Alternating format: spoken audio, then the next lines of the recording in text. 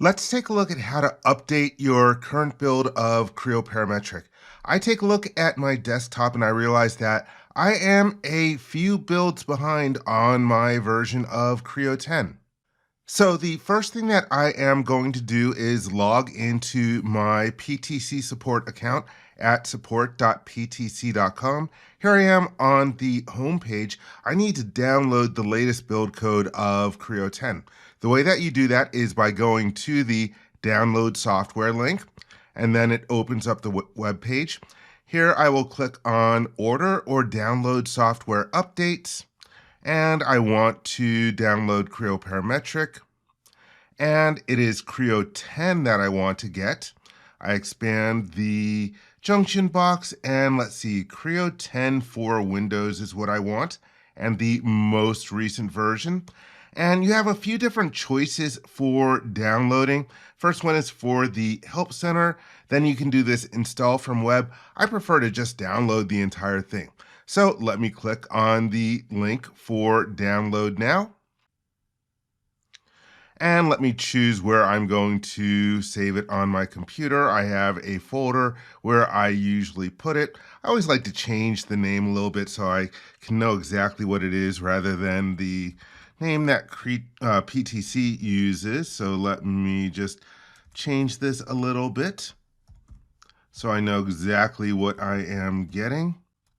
And let me hit the save button. And so now the download has started, and I am going to wait for the download to finish. On my computer, that took about 4 minutes to download. Here we have the zip file. So the next step is to unzip it. I will double click on it. Let's go to Extract All. And I will leave that location and click the Extract button. And now we will wait for it to extract. Okay, the extraction has finished. Let me go to the folder where it is unzipped. I will double click. And the file that you want to execute is the one at the bottom of the list, setup.exe. Let me double click on it.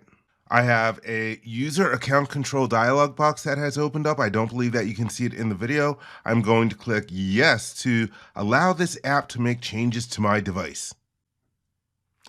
Okay, the Creo installation assistant has opened up. Let me minimize my Windows Explorer. And so now we are on the introduction screen. We are going to change the default selection from install new software to upgrade existing software. Now I will click the next button. And by the way, you pretty much just have to step through this dialog box to update your software. And so you have a license agreement. You can accept the license agreement. You can then check the box to confirm that the software is being installed and used in compliance with the export agreement. Let me click the next button. And here we have a license file.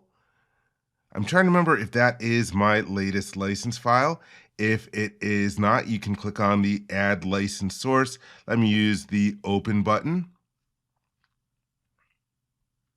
And I will go to where I have my licenses on my computer. I think I grabbed one at the end of the year. Yes, I actually do have a newer license. So I will select that, and I can get rid of the older license that is listed in there.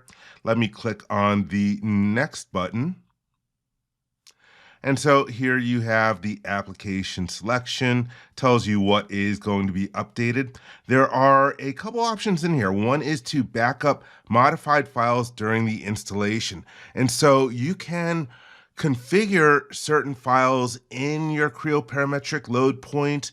For example, some of your config.pro can be in there, some of your Windows UI setup, and so this will copy those modified files into your new installation. Used to not do that, which could be dangerous sometimes if you did a lot of configuration work. Yeah, I will leave the option to enable diagnostic data collection. So in other words, I'm just clicking the next button through this screen.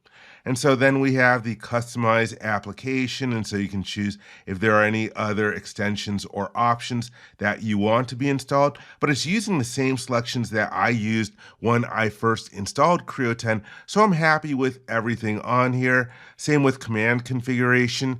If your new license file has some additional licenses, you can edit to make sure that those licenses are being loaded, or you can create additional more configurations if, for example, you want to create a configuration that loads advanced assembly extension or one that does not. But I'm happy with everything in here. In other words, I'm just going to click the install button. I didn't make any changes on this screen.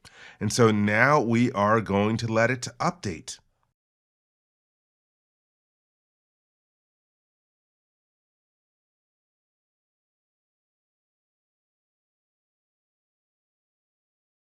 Okay, so my update has completed. You'll notice that I have a warning here, and if I hover my mouse over it, well, basically it's warning me that, hey, my computer is 8 years old. I can't do some of the rendering stuff. It really is time for me to get a new computer.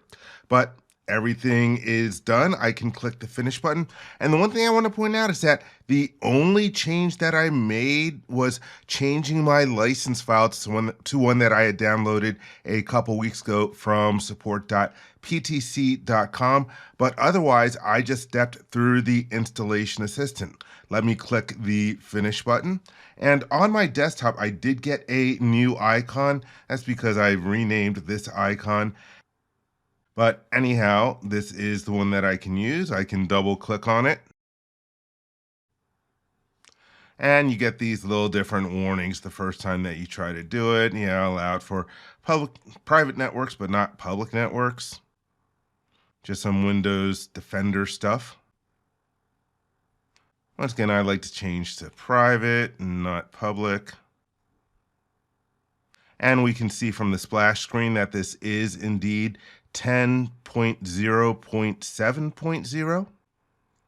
I don't know, something about my licensing. Some math. I thought I updated that. So anyhow, if I want to verify inside of Creo Parametric, okay, no, I'm going to start working. If you go to File and then Help, and then was it about Creo Parametric? Here you can verify the version. Oh yeah, one thing that I noticed, I'm getting the standard gray background. I do need to change my start location. Let me exit out of Creo Parametric. And so for my icon that I have for launching Creo Parametric, I'm going to right click on it and go to Properties and make sure that the start in is my standard location for where all my configuration options are. In this case, I use C:/Creo, and then I will click the OK button. Let me hit the continue out of there. And that way, the next time that I launch, I am sure that it will be using all of my different configuration options. So that is how you can update Creo Parametric to the latest build code.